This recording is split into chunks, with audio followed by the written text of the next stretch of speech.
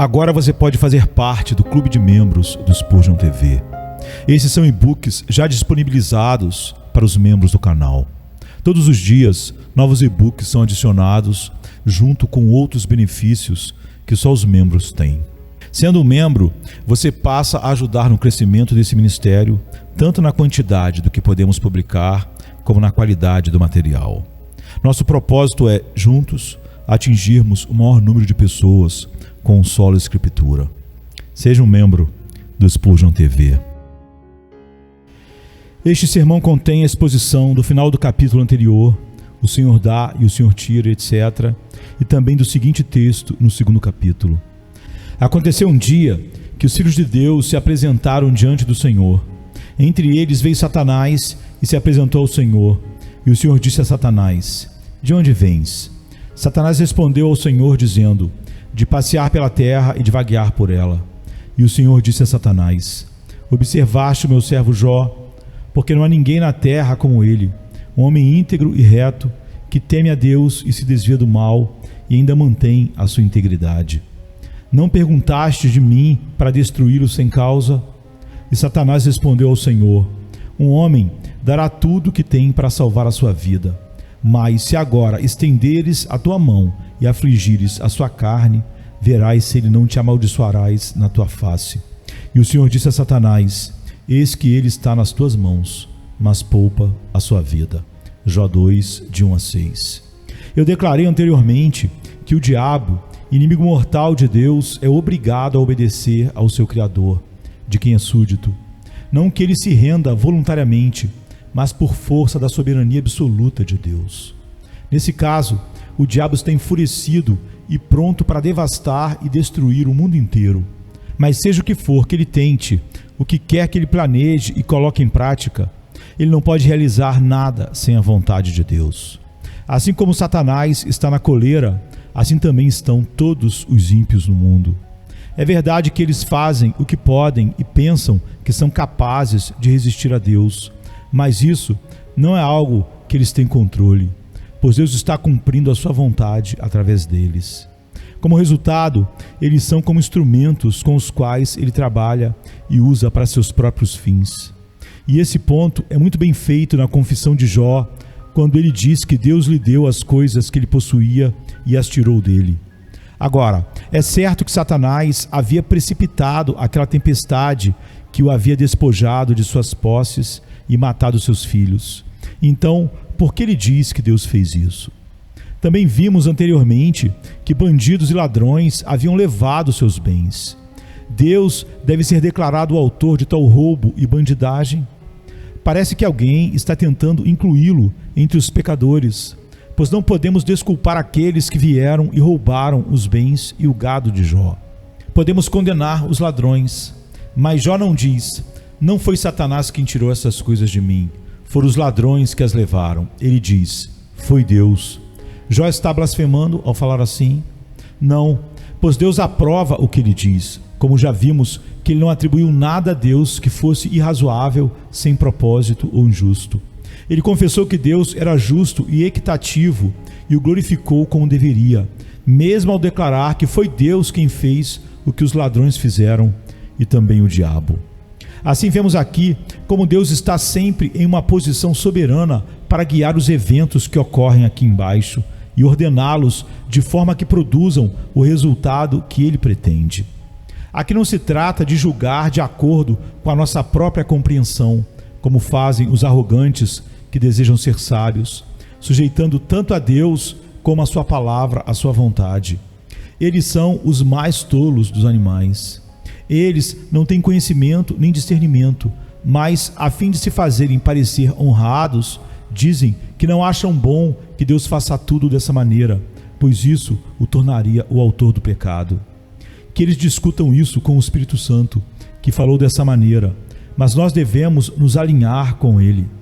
Depois de todos os argumentos terem sido debatidos, devemos chegar à conclusão de que não entendemos a grandeza e a altura das obras de Deus, a menos que ele nos dê algum gosto delas proporcionalmente à nossa capacidade, que é bastante limitada. Somente Deus conhece seus feitos, que são como um grande abismo, de acordo com as Escrituras, como está no Salmo 36:6. E não temos como compreendê-los, e aqueles que desejam investigá-los ficarão confusos, a menos que procedam com toda reverência e humildade. Consequentemente, é o papel de Deus nos fazer saber o que Ele faz, como e porquê. Ao mesmo tempo, devemos estar satisfeitos com o que a Escritura declara. E mesmo que isso nos pareça estranho e não possamos entendê-lo, dada a nossa capacidade e habilidade de raciocínio, ainda assim, somos obrigados a confessar que Deus é justo. E embora não o entendamos, vamos aguardar a vinda do último dia, quando não conheceremos mais em parte, como diz Paulo, mas contemplaremos face a face o que agora vemos como um reflexo indistinto em um espelho, como está em 1 Coríntios 13, verso 12. Portanto, aqui temos um excelente trecho para nos mostrar como Deus guia e governa o mundo por meio da sua providência. Mas devemos olhar além disso para o que o Espírito Santo nos diz sobre o propósito de todas as coisas que Deus está fazendo e que nada pode acontecer fora da sua vontade. Ele nos diz isso para que possamos desprezar Satanás e todos os ímpios. Quando os vemos conspirando e realizando suas más ações, saibamos que eles não podem levar seus empreendimentos a uma conclusão. Isso então é como Deus quer nos assegurar de sua proteção e nos mostrar que Satanás está longe de ser o mestre e realizando o seu prazer, e que Deus o usará. Sabendo disso, apliquemos o ensinamento da Sagrada Escritura para que, mesmo cercados por inimigos e sendo como ovelhas na boca dos lobos, não percamos nossa confiança em Deus e nossa certeza de que, estando sob a sombra de suas asas, teremos confiança em nossa salvação. Por quê? Porque Ele tem autoridade soberana sobre todas as criaturas e até mesmo tem uma coleira em Satanás e em todos os ímpios deste mundo. E porque Ele dirige todas as coisas para o resultado que lhe parece bom. É nisso que devemos depender para invocar a Deus com calma. E depois de invocá-lo, saibamos que Ele nos guiará. Ao mesmo tempo, devemos lembrar que não julgamos a Deus, pois isso seria presumir demais. Não são os homens diabolicamente arrogantes quando se recusam a confessar que Deus é justo, exceto na medida em que o conhecem como tal, e querem que Ele se humilhe e se prostre diante deles e diga: devo prestar contas a você. Todos aqueles que se levantam com tal orgulho não merecem que Deus os derrube completamente? Certamente sim. É também por isso que Salomão diz que aqueles que desejam investigar mais profundamente do que deveriam a majestade de Deus serão derrubados em seu orgulho, em Provérbios 25:27, e permanecerão confusos. Nada resta para nós senão sermos sóbrios e orar para que Deus nos ensine o que é bom e útil para nós, e que possamos aceitar tudo o que Ele diz ser bom e justo, sem resisti-lo. É assim que devemos proceder. Alguns pensam que ganharam muito quando apresentam argumentos frívolos para dizer que Deus não faz todas as coisas, aquelas coisas que são feitas tanto por Satanás como pelos ímpios. Eles argumentam que quando os ímpios cometem alguma ação má, Deus não está trabalhando nela, mas que Ele os permite e simplesmente dá permissão. Uma vez que Ele tem a autoridade e o poder para impedir quando os permite, isso não é o mesmo que fazê-lo? Isso é uma justificativa muito frívola. Além disso, Deus não precisa de nossas mentiras para manter suas verdades e justiça. Não precisamos dessas sutilezas para fechar a boca dos ímpios que desejam blasfemar a santidade de Deus, porque é suficiente para nós termos o que a Sagrada Escritura nos diz. Na medida em que Deus não apenas permite e dá permissão, mas também executa a sua vontade, tanto através de Satanás como dos ímpios, é evidente que a Escritura não diz: Senhor, Tu permitiste isso, mas Tu fizeste isso. Salmo 39:9. Como Davi diz quando confessa seus pecados e transgressões após Deus o punir tão gravemente: Senhor, sobre quem devo reclamar? Pois vejo que é a sua mão. No entanto, Davi estava sendo perseguido pelos ímpios, e ele chama isso de mão de Deus. É assim que o próprio Senhor fala da situação. Queremos ser mais sábios do que Ele. Queremos que Ele acredite que precisa de nossas desculpas para garantir que ninguém será capaz de encontrar falhas com Ele. É assim que ele fala de suas obras quando deseja punir Davi por tomar Betsabá. Ele diz a ele: você fez isso em segredo, mas farei o sol testemunhar. 2 Samuel 12:12. Como ele fez isso? O que Deus deveria fazer a Davi? Absalão vem e toma as esposas de seu pai e as viola na presença de todo o povo, à vista do sol. Isso é incesto condenável e contra a natureza. E ainda assim Deus diz: eu farei isso, porque é o que ele diz. Então vemos que não é uma simples permissão, mas que Deus age de tal maneira que os ímpios são obrigados a ser instrumentos de sua vontade, como já dissemos. E na verdade, pergunto a você: é o papel de um juiz dar permissão ao executor para fazer o que quiser? Quando um juiz deve ouvir o caso do criminoso e condená-lo de acordo com as leis e a equidade permitidas, ele diz ao executor: eu te dou permissão, vá, faça com esse homem o que quiser. Pelo contrário, ele pronuncia a sentença e, em acordo com a sentença, coloca o criminoso nas mãos do executor para executar a sentença. Aqui temos Deus, que é o juiz soberano do mundo. Não o desonramos quando dizemos que ele dá a Satanás permissão para fazer o que ele, Satanás, pensa ser bom. Isso não seria uma deturpação da justiça de Deus e perverteria toda a ordem? Certamente. Portanto, notemos que, quando os ímpios se descontrolam e procuram apenas infligir destruição, Deus ainda está sobre eles, guiando e controlando os eventos para que nada aconteça sem sua providência e disposição final. É por isso que é dito que Deus recompensa aqueles que são levados pela ambição ou ganância, fazendo guerras e causando todos os problemas do mundo. Deus os tem em seu serviço, por assim dizer, pois ele os chama de seus servos. Meu servo Nabucodonosor, ele diz em Jeremias 25:9. E quem é esse Nabucodonosor? Ele é primeiro um idólatra e depois um homem mau que busca apenas derramar sangue humano e criar o maior caos possível no mundo. Um homem que não conhece nada sobre equidade e retidão. Ainda assim, Deus o chama de seu servo. Por quê? Ele não deve dar permissão apenas a ele. Seria estúpido falar dessa maneira. Se os burros pudessem falar, eles teriam mais senso comum do que aqueles que querem contradizer os sábios. Então temos aqui Deus cumprindo os seus mandamentos e decretos através dele. É verdade. E notemos ao mesmo tempo que o mal não pode ser atribuído a Deus. Satanás permanecerá culpado em seu mal. Os homens serão repreendidos, convencidos e julgados por suas próprias consciências. E Deus será glorificado em tudo o que ele faz. E como é isso? Sabemos que todas as coisas devem ser julgadas pela intenção e propósito dos homens. Consideremos agora como Deus guia e governa o que acontece aqui embaixo. É verdade, como já vimos, que Satanás não quer nada mais do que destruir e corromper tudo. Deus, por outro lado, tem um propósito muito diferente. Todas as suas obras são chamadas de julgamentos. E a Escritura, usando essa única palavra, deseja apagar quaisquer ideias falsas que possam surgir, de modo que seja uma marca que justifique todas as obras de Deus, que são julgamentos e atos justos. Sendo assim, temos Deus punindo aqueles que o ofenderam, mas quem pode protestar que ele não age corretamente?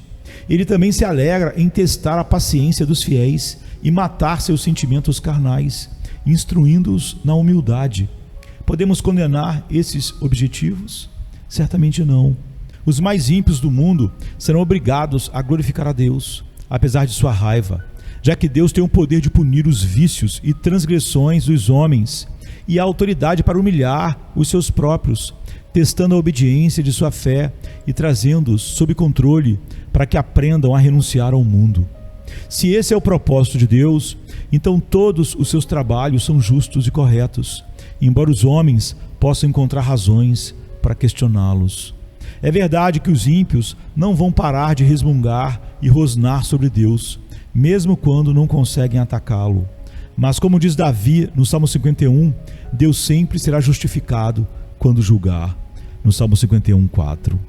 Davi tem boas razões para falar assim, pois ele sabia que os homens são imprudentes e maliciosos e desejam apenas se levantar contra Deus e espalhar suas bobagens aleatoriamente.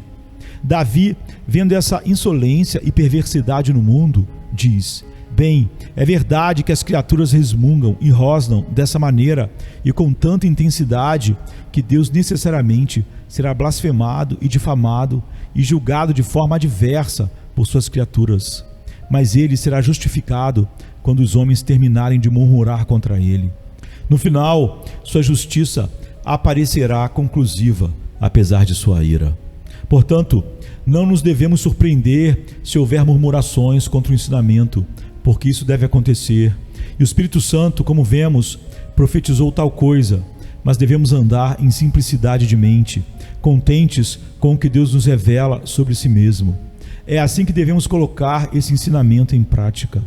Lembremo-nos do consolo que nos é dado aqui e sejamos fortalecidos por ele. Em outras palavras, uma vez que tanto Satanás quanto todos os ímpios deste mundo são capazes de se levantarem contra nós, eles devem, no entanto, proceder sob a mão de Deus e realizar a sua vontade. Será a força, apesar de tudo o que possam fazer, mas deve ser assim, uma vez que Deus tem autoridade soberana sobre todo o mundo, e tanto o diabo quanto os ímpios estão sujeitos a ele e não podem fazer nada fora da sua vontade. E é por isso que é dito novamente que Satanás apareceu diante de Deus entre os filhos de Deus. Agora, como já afirmamos anteriormente, Satanás não pretendia se disfarçar para se misturar hipocritamente entre os anjos, mas foi obrigado a aparecer diante de Deus para dar um relatório. No entanto, isso não aconteceu em um local específico, mas a Escritura fala assim para se adaptar à nossa falta de conhecimento, porque não entendemos como todas as coisas estão presentes diante de Deus e como Ele tem tanto poder e domínio que nada lhe é oculto. Quando ouvimos isso, devemos perceber que a Escritura está adaptando-se à nossa capacidade e nos ensinando de tal maneira que nossa inteligência possa compreendê-la. Então Deus é comparado aqui a um príncipe que está realizando um julgamento, quando tudo deve ser trazido diante dele e julgado. É por isso que o texto diz que em certo dia o diabo apareceu com os anjos. Então, observemos que assim como Deus envia seus anjos para nos guiar e serem ministros de nossa salvação, para ser, por assim dizer, suas mãos e instrumentos do seu poder para nos sustentar, assim também ele envia o diabo para nos atormentar e nos afligir. Ele sabe por que faz isso.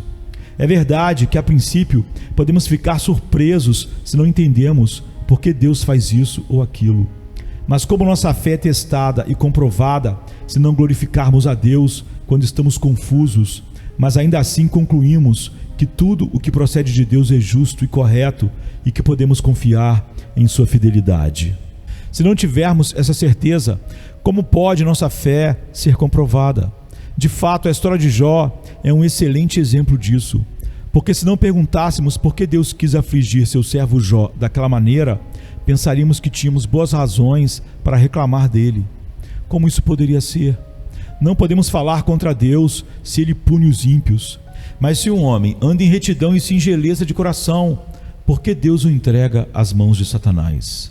Dizemos: mas ele apenas permitiu.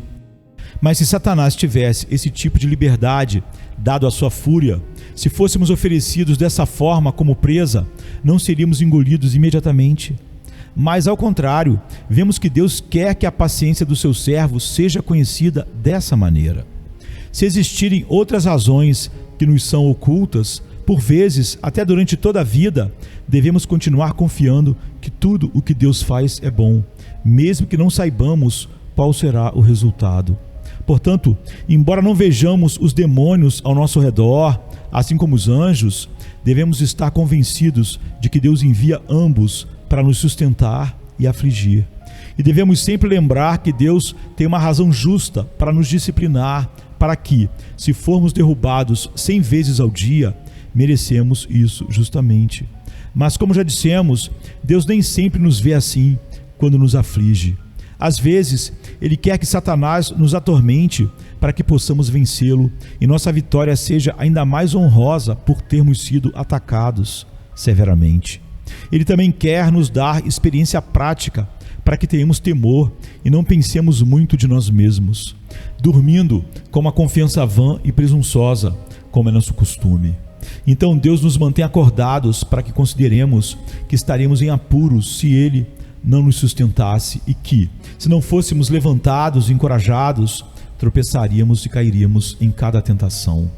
Deus tem que colocar a mão sobre nós, ou nossas quedas seriam mortais. Deus quer nos conscientizar disso, mas devemos saber especialmente que os anjos tomam cuidado particular em nos guiar, porque Deus os estabeleceu como ministros de nossa salvação e nos confiou a sua proteção, e é por isso que são chamados de poderes e principados. Ao mesmo tempo, os demônios estão ocupados criando o caos e destruindo tudo o que podem, mas isso não pode acontecer sem a vontade de Deus. E é para que sejamos despertados por eles e praticados em provações e tribulações, para que nossa vitória seja maior e mais excelente por causa de nossa valente luta e da incapacidade de Satanás em nos vencer, porque fomos fortalecidos pelo poder do alto para resistir a todos os seus ataques. Isso, em resumo, é o que devemos lembrar deste trecho. Agora, como isso já foi explicado anteriormente, não vou me alongar no assunto, mas vou lembrá-los brevemente de que eu falei. Deus pergunta a Satanás de onde ele vem, e ele declara que tem percorrido o mundo examinando e ponderando todas as coisas. Ele pergunta sobre Jó: você notou o meu servo Jó? Aqui novamente, a Escritura se adapta à nossa ignorância, pois Deus não precisa interrogar Satanás. Todas as coisas, como eu disse, estão presentes diante dele. Mas porque não compreendemos isso, devemos ter alguns meios de comunicação que sejam mais familiares para nós. Deus não está se mostrando em sua essência infinita aqui, porque seríamos engolidos por ela. Mas Ele se mostra de uma forma que podemos compreender. Quando Ele faz isso, vemos sua grande bondade para conosco. Porque quando não conseguimos chegar ao seu nível, Ele desce para o nosso nível para que possamos conhecê-lo na medida em que precisamos. Não poderíamos olhar para o sol, porque nossos olhos seriam ofuscados. Como então seremos capazes de olhar para a glória de Deus em sua perfeição? Isso será impossível até que sejamos transformados. Veremos Ele como Ele é, como diz João, quando formos como Ele. 1 João 3:2. Vamos, portanto, nos contentar em ser seus filhos, adotados por sua graça, selados em nossos corações pelo seu Espírito Santo. E então vamos aprendê-lo na imagem em que ele se revela a nós, como Satanás que anda como um leão rugindo, sempre em busca de novas presas. Em 1 Pedro 5:8. Isso sendo verdade, vamos ficar atentos e vigilantes, pois depois que Pedro nos alerta, ele adiciona: resista a ele constantemente na fé. Dessa forma, ele nos mostra que não devemos ter medo, mesmo que Satanás tenha tanto poder, que é chamado de príncipe deste mundo. Não devemos temer, digo eu, sermos derrotados por ele, desde que estejamos armados com fé. Temos força suficiente e estamos assegurados da vitória se nosso apoio estiver fundamentado em Deus e na graça de nosso Senhor Jesus Cristo. Como é mencionado no capítulo 10 de João: o Pai que os colocou em minha mão é maior do que tudo. Não tenha medo de que Satanás seja maior do que o seu Criador. João 10:29. Agora, Deus nos colocou nas mãos do nosso Senhor Jesus Cristo para que Ele seja o bom e fiel guardião de nossas almas e corpos. Então, vamos nos apoiar nisso, mas continuemos a ser apreensivos e preocupados. Aqueles que são indiferentes se pegarão desprevenidos a cada momento. A confiança que temos em Deus não nos torna tolos, não nos faz esquecer os perigos ao nosso redor, mas nos sustenta para que não falhemos em nossas lutas. Ainda há aqueles que dormem e, confiantes em si mesmos, desprezam a ajuda e o apoio de Deus. Nosso Senhor diz: eu te sustentarei, não tenha medo. E embora Satanás envie seus ataques como raios e pareça que tudo vai desmoronar, você ainda estará seguro sob mim e minha mão. Mas quando ele diz isso, ele não quer que sejamos presumidos com ele e quer que estejamos contentes com nossa situação. Mas ele diz: venha a mim, venha sob minha proteção, para que eu possa ser sua fortaleza contra aqueles que conspiram contra você. Agora, quando vemos que somos atacados por tantos inimigos, devemos perceber ainda mais quanto precisamos da ajuda de Deus. Mas nossa segurança é que, quando estamos sob sua proteção, nem Satanás, nem os ímpios serão capazes de realizar o que planejaram contra nós. Então, notemos como o diabo é descrito para nós em cores vivas e que, uma vez que o Espírito Santo proclama que nosso inimigo não para de fazer suas rondas na terra e preparar seus relatórios, devemos estar sempre atentos, sempre vigilantes, sempre orando a Deus e nos refugiando nele, armando-nos cada vez mais com fé para que possamos entrar no campo de batalha e lutar dignamente até que Deus nos conduza a desfrutar da vitória que Ele nos prometeu. Quando Deus fala com Satanás, Ele pergunta especialmente sobre Jó. Isso é uma indicação, como já dissemos, de que havia naquele tempo muito poucos que serviam a Deus em completo comprometimento. E é especialmente por isso que se diz que ele se afastava do mal, pois tudo estava cheio de corrupção. Havia um dilúvio de iniquidade. Se houvesse muitos justos no mundo e muitos como Jó, que se dedicavam a servir a Deus, ele não teria falado de um único homem, mais especificamente de Jó. Não há ninguém como ele. Isso nos aconselha a não nos tornarmos corruptos quando estamos com os ímpios e, quando vemos que todo mundo está depravado e pervertido, não devemos seguir o exemplo deles e nos deixar levar, mas devemos aderir à estrita obediência sob a orientação de Deus e orar para que Ele nos fortaleça com seu Espírito Santo, para que não sejamos seduzidos pelas oportunidades que o diabo colocará diante de nós. Portanto, como Jó viveu com completa integridade, embora todas as corrupções do mundo existissem naquele tempo, devemos observar que, quando as coisas estão completamente confusas, não devemos nos dar uma licença indevida para fazer todo o mal, mas devemos olhar para Deus e depender dele e andar como se estivéssemos sob seu olhar. Esse também é o testemunho que temos dos santos pais que viveram de maneira íntegra. Eles não olhavam para o que as pessoas faziam e diziam: tenho permissão para fazer a mesma coisa. Não quero ser melhor que meus vizinhos. Mas percebiam que Deus nos vê enquanto caminhamos neste mundo. Portanto, devemos viver como se estivéssemos na presença dele e manter nossos olhos fixos nele. Quando começamos, mencionamos a importância das qualidades e atributos que Deus atribui a Jó. Primeiramente, ele tinha essa retidão de coração, pois é também a fundação em que devemos depender. Poderíamos possuir todas as virtudes do mundo e sermos estimados e honrados, pensando que somos anjos, mas ainda assim seria a sujeira e poluição de toda a nossa vida aos olhos de Deus, a menos que a fonte de nossos corações esteja clara e pura, pois é onde nossas obras são pesadas. Então, que cada pessoa olhe para dentro de si e se examine minuciosamente. Nós perdemos tempo agradando as pessoas, pois elas ficarão todas satisfeitas e nos aplaudirão, mas continuaremos a ser condenados por Deus se a hipocrisia continuar em nossos corações e não formos purificados de toda pretensão. Em resumo, não devemos ser de duas mentes, não devemos ter dois corações ao mesmo tempo, como diz a Escritura em outro trecho, no Salmo 12, verso 2. Se estamos determinados a servir a Deus, nossas vidas responderão à sua vontade e caminharemos no caminho certo. Veremos pessoas que gostariam de ser consideradas as mais justas do mundo, mas seus estilos de vida as traem. São tão honestas quanto maravilhosas, pelo menos é o que dizem. Mas quando se trata de seus olhos, ouvidos, pés, mãos, são diabos encarnados, pestes mortais prontas para infectar o mundo inteiro.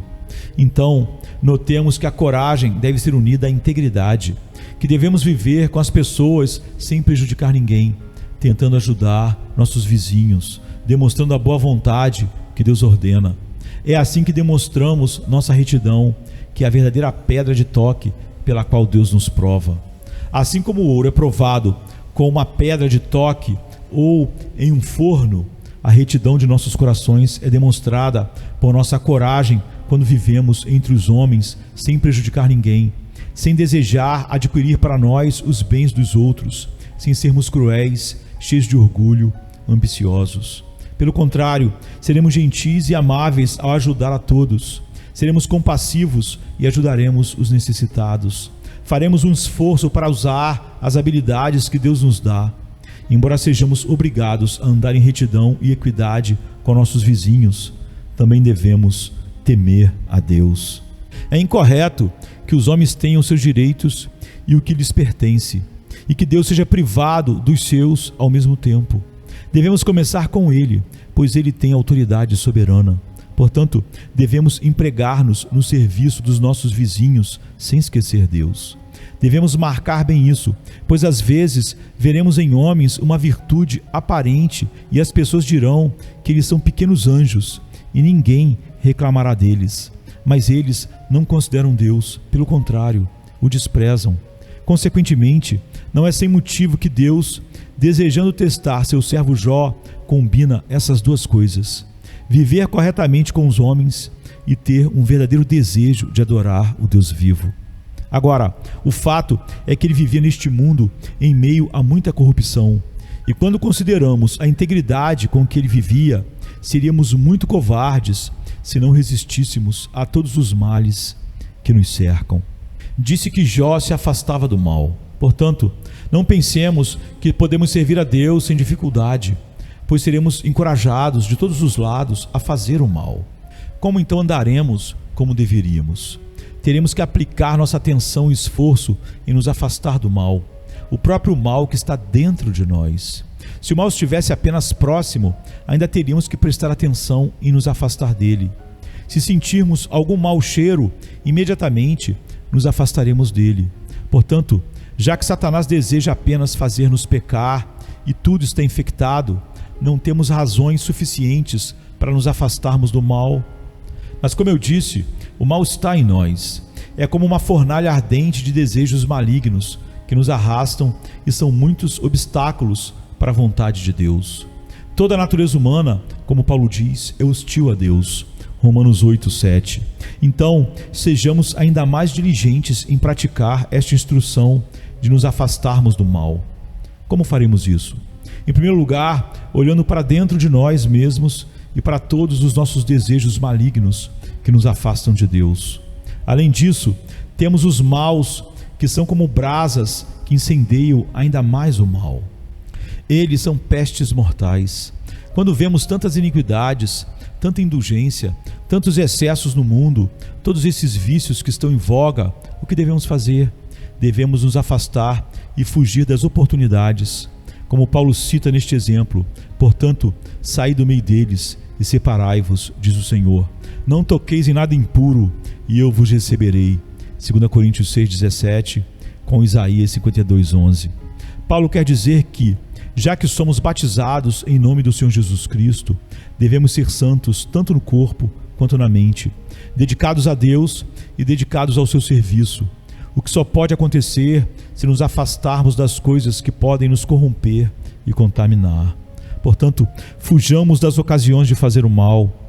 Sempre que vemos o mundo cedendo livremente a todos os vícios, sejamos sábios e nos afastemos deles, tendo nossos olhos fixos em Deus, que nos santifica. Nosso Senhor agora acrescenta um atributo que não havia dado anteriormente. Ele diz que Jó havia mantido sua integridade, e por isso nosso Senhor elogia sua firmeza, que não apareceu até que ele fosse profundamente afetado. Até então, Jó era um homem que temia Deus, era um homem completo, que possuía aquela plenitude que eu falei. Ele tinha a coragem necessária para viver com seus vizinhos. É verdade que possuir tantas virtudes é significativo, mas ainda não se sabia se ele era firme e havia mantido sua integridade. Jó agora é despojado de todos os seus bens. Ele perdeu seus filhos, sim, e ele bendiz o nome de Deus. Ele sabe que deve viver em uma situação na qual, se Deus lhe dá posses, ele deve usá-las. E se Deus as tira dele, ele se prepara para ficar nu e miserável, sem se revoltar contra aquele que tem todo o poder e autoridade. Essa é então uma firmeza inabalável que é reconhecida em Jó, que anteriormente não havia recebido tal exame. Isso nos mostra que precisamos ser afligidos e que, embora isso seja difícil e doloroso no começo, ainda é útil. Por quê? Porque sem isso não pensamos sobre a ajuda de Deus como deveríamos, até considerar o que é necessário para passar por muitos perigos e chegar ao fim deles e ser vitorioso sobre todas as nossas tentações. Portanto, levemos a sério tudo o que Deus declarou sobre Jó manter sua integridade, mesmo sendo gravemente afligido. Devemos sempre estar prontos para passar por isso, sempre prontos para servir a Deus, para nos dar completamente a Ele, mesmo que sejamos postos à prova com diferentes tribulações. Por quê? Para que possamos manter nossa integridade. Ficou claro como é necessário que cada um de nós seja provado, para que, por um lado, percebamos a nossa necessidade da ajuda de Deus e, por outro, para que a nossa fé seja melhor testada e provada, e para que o poder do Espírito Santo seja melhor mostrado e manifestado em nós, depois que ganharmos a vitória sobre as tentações e nas batalhas provocadas por Satanás. Portanto, fortaleçamo-nos antecipadamente por esse poder celestial, para resistir em todas as batalhas, até que tenhamos total vitória, quando seremos recebidos no descanso eterno do reino celestial. Inclinemo-nos diante da face do nosso Deus bondoso e oremos. Amém, queridos. Amém. Venha se cansado estás, e eu descanso darei.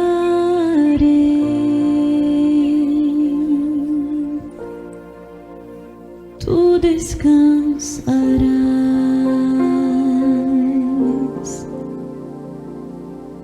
Venha-me se não tens paz, e eu darei paz sem fim. Terás paz sem fim. O meu jugo é leve, o meu fardo graça dá. Tome tua cruz, te darei a paz.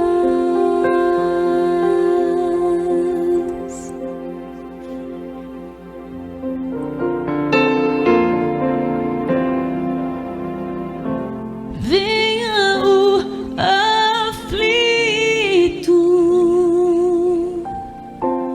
e lhe darei paz, minha paz darei.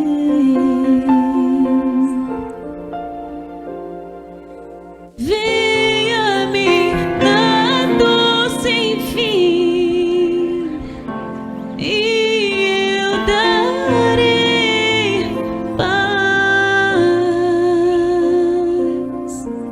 darei minha paz.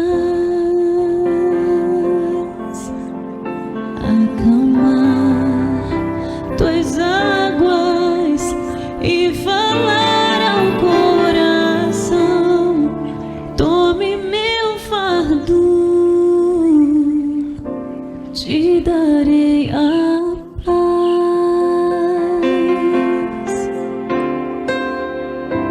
Venha a mim,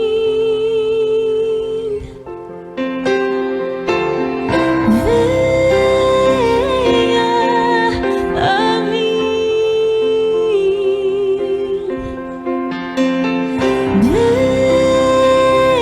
venha a mim.